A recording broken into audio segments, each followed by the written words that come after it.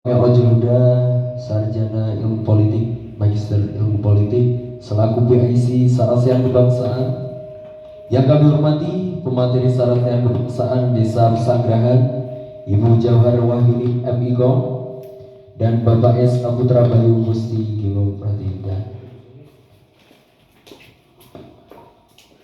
Pertama, marilah kita panjatkan puji syukur atas kehadiran Tuhan Yang Maha Esa, sehingga kita semua pada pagi hari ini dapat berkumpul dalam acara Sarasehan Kebangsaan dengan tema penguatan nilai-nilai Pancasila, pendidikan politik dan demokrasi melalui digital leadership di desa dalam keadaan sehat walafiat.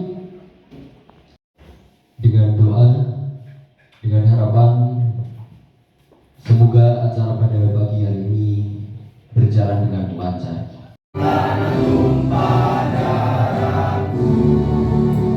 Di sanalah aku berdiri, jadi pandu ibuku.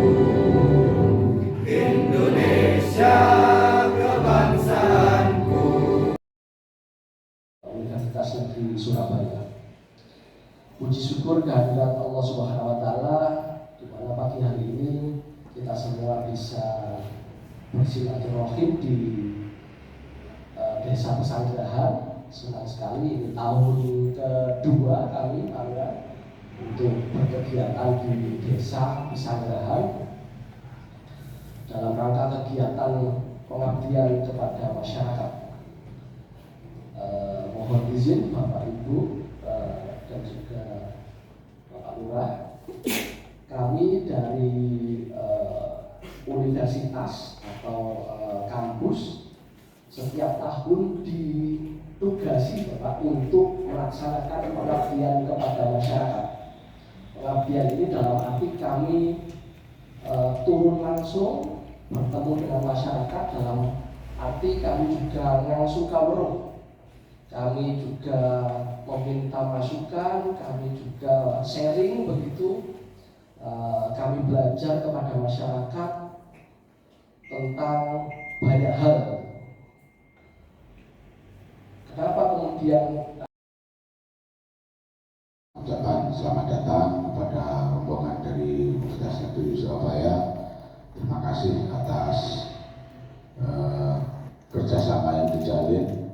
Semoga ini menjadi sebuah bentuk sinergitas yang betul-betul tidak hanya dilakukan sekali, tetapi berkelanjutan. Karena memang program pemerintah apapun sekarang itu dalam menentukan kebijakan pembangunan selalu harus berasas pada sustainable, harus berkelanjutan. Sehingga apa-apa yang kita putuskan hari ini sangat beruntungan. Tulis pada prasasti tahun 1429, era-era Mojopahit. Prasasti ditemukan di Prasasti Candi, ditemukannya pada tahun 1892. Tantrialoka itu adalah sebuah wilayah bermukimnya para cendekiawan. Para cendekiawan pemikir, saya kan sih mikir lemu-lemu ini ya. Jiu. Pada prasasti itu tidak menyebutkan satu daerah, tetapi menyebutkan batas wilayahnya. Tantrialoka itu berbatasan dengan Jiu, Kedung Urip, nggak tahu saya Kedung Urip, mungkin daerah sini. Kedung Urip, Ketidur, dan Patok Gajah. Patok Gajah itu kono ganjaran arep maku ngaulon jenenge Patok Gajah. Itu jadi wilayah yang dibatasi dengan 4 itu ditetapkan sebagai Tantrialoka. Ini sekedar ulasan sedikit lah. Kalau saya berbicara tentang itu, cerita nabi-nabi tambah dorong. Mungkin itu yang bisa saya sampaikan. Semoga kegiatan ini betul-betul bisa bermanfaat bagi kita semua. Dan mohon maaf pada para peserta dan juga kepada para teman-teman UNESA, barangkali dalam kita menyiapkan segala tempat tempat, Pak Sugatan, Goro Ampen tidak berkenan, kami mohon maaf yang sebesar-besarnya. Akhirul kalam, mugi wonten guna manfaate, wallahu muwaffiq ila thoriq. Wassalamualaikum warahmatullahi wabarakatuh. Warahmatullahi wabarakatuh, dan selamat pagi Bapak Ibu yang saya banggakan, tentunya warga desa Sanggrahan di Mojokerto. Perkenalkan, saya Jauhar Wahyuni, biasanya dipanggil JO. Jadi namanya agak susah soalnya, jadi kalau di kampus tuh yang manggil Mbak Jojo ya udah biasa gitu. Jadi saya backgroundnya dari komunikasi Bapak Ibu sekalian, jadi ya gitu ya. Jadi inilah yang akan saya tekankan di materi saya hari ini, bagaimana lantas sosial media itu sangat mempengaruhi ya, karena bagian daripada cara kita untuk berkomunikasi secara digital pada saat ini ya. Bahkan teman-teman Bapak Ibu yang dari desa Sanggrahan mungkin ya berkoneksi atau berinteraksi dengan desa-desa lainnya, sekarang semuanya pakai platform digital ya, hampir istilahnya mengurangi ya interaksi secara tatap muka, apalagi sejak adanya pandemi. Tapi sebenarnya tantangannya bukan itu aja. Jadi selain tantangan geografis yang sudah menjadi PR berkepanjangan ya, karena memang ya udah membangun Pulau Jawa, Pulau Sulawesi, Pulau Kalimantan itu saya yakin juga negara lain juga dipimpin sama pemimpin siapapun, memimpin negara sebesar Indonesia juga mungkin nggak akan sanggup ya. Jadi itu bukan hanya kesalahan murni dari pemimpin negara misalnya ya, tapi semua gubernurnya apakah juga sudah berkolaborasi gitu ya, sudah memikirkan rakyat dan sebagainya gitu ya. Jadi selain dari itu ada tantangan lain, yaitu perbedaan budaya ya. Selain tantangan geografi sudah dipisahkan oleh laut ya, yang harus kita hadapi bersama ya, karena kita tahu setiap orang dari Bapak Ibu sekalian ini pasti sudah punya smartphone gitu ya, sudah punya akun sosial media. Nah, apa sih yang Bapak Ibu lakukan selama ini gitu ya, yang berkaitan tentunya dengan rasa kebangsaan Bapak Ibu sekalian gitu ya. Apakah selama ini memang dipakai untuk hiburan doang gitu ya, ngeliat yang viral dan sebagainya gitu ya. Jadi tantangan arus informasi inilah yang akhirnya menjadi celah gitu ya untuk oknum-oknum tertentu misalnya membangun isu-isu negatif. Ya misalnya hoax gitu ya, pernah lihat hoax ya Bapak Ibu? Berita-berita yang akhirnya belakangan baru ketahuan bahwa oh, ini nggak benar gitu ya. Misalnya Torik hanya 2 bulan gitu. Ya. Tapi itu fakta ya, fakta. Misalnya kan memang beneran berangkat ke tanah suci gitu, hamil Mas Torik gitu ya. Kemudian munculnya disinformasi ya. Jadi ada perbedaan antara hoax, disinformasi ya. Kalau disinformasi itu biasanya memang kalau hoax itu biasanya ada unsur kebenaran tapi sedikit gitu. Sebenarnya 80 sampai 90% itu adalah fake news gitu ya.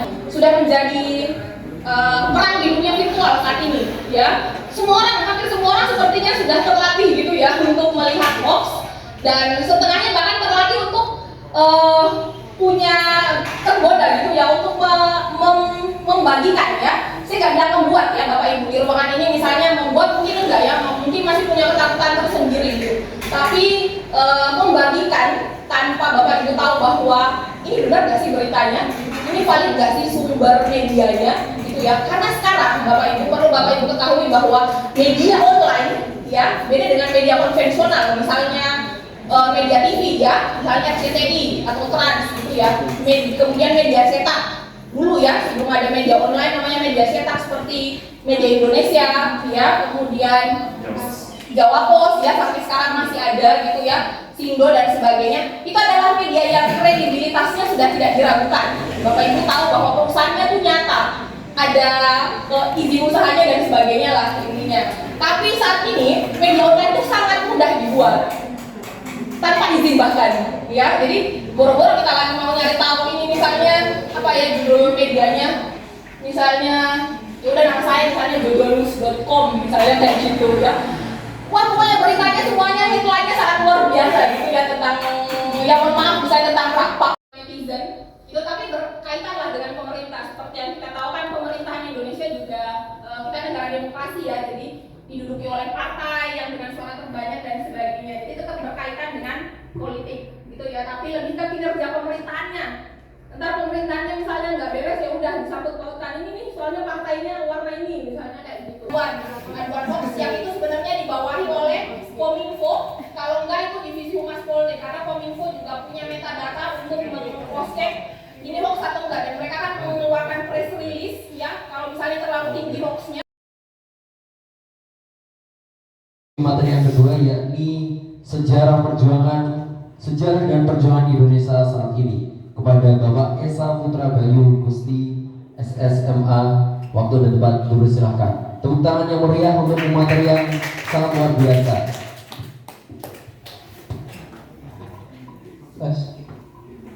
Oke, assalamualaikum warahmatullahi wabarakatuh. Ya, Bapak Ibu, perkenalkan saya Esa Patridina. Ya, hari ini saya akan memberikan materi mengenai sarasehan kebangsaan, tapi lebih mengenai ke nilai-nilai Pancasila dan digital leadership. Saya home base-nya kalau di UNESA itu di pendidikan sejarah. Jadi ini pas banget ya. Udah siang, sejarah lagi, ini pasti ngantuk habis ini tidur semua ya. Oke, tadi soalnya materinya juga padat sekali kan, Bu Jauhar itu juga. Ini pasti ngantuk ini, habis ini tidur bareng gitu. Oke, sebelumnya saya tanya dulu deh, pusat sentral, tapi perannya tidak benar-benar sentral yang mengambil keputusan, yang melaksanakan dan sebagainya, itu harus ada campur tangan universitas, private sector, non-profit association, dan juga enthusiast citizen. Ini yang saya harapkan ada di Bapak dan Ibu, enthusiast citizen. Jadi dari Bapak Ibu sendiri memiliki keinginan untuk bisa membantu mengembangkan desa Pasenggerahan ini, yang akhirnya nanti difasilitasi dengan government, nanti dicek lagi menggunakan penelitian ilmiah apakah ini viable atau tidak. Jadi model ini sebenarnya sudah teraplikasikan hampir di banyak daerah di Jawa ya, khususnya bukan sesuatu yang sebenarnya baru, tapi memang harus perlu disosialisasikan agar seluruh warga.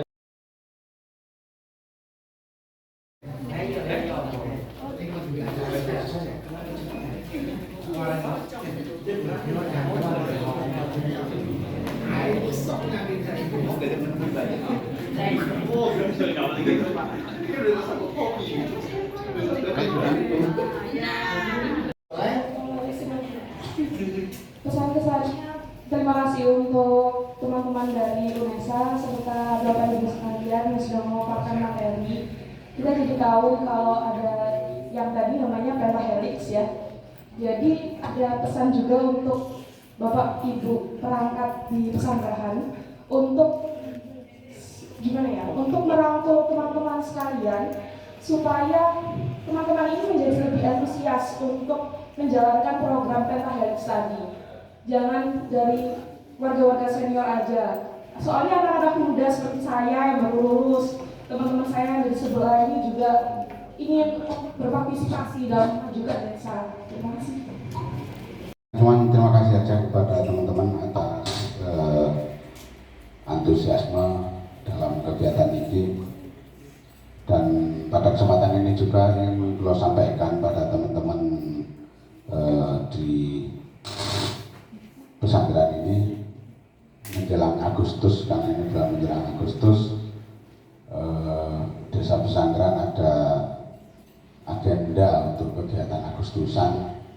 Satu, akan ada upacara, kita bikin upacara seperti tahun-tahun kemarin di lapangan pesantren. Pesertanya adalah seluruh warga yang berkesempatan mungkin. Dan yang kedua, akan ada kegiatan karnaval desa. Pesertanya mungkin akan diikuti oleh beberapa RT yang ada dan beberapa kegiatan-kegiatan yang lain. Pada dua hal tersebut mohon bantuan. Mungkin dalam minggu ini kita akan bentuk panitia kepanitiaan PABN. Ya, pada teman-teman mungkin akan dilibatkan siapa akan jadi inspektur upacara, komandan upacara, dan petugas-petugas itu. Mungkin itu closing statementnya. Terima kasih. Dalam seremoni, mohon maaf apabila terdapat kesalahan yang disengaja maupun tidak disengaja. Baik, kurang lebihnya mohon maaf. Wassalamualaikum warahmatullahi wabarakatuh. Salam Pancasila. Salam Pancasila. Mulai. Salam Pancasila. Salam Pancasila gitu, guys.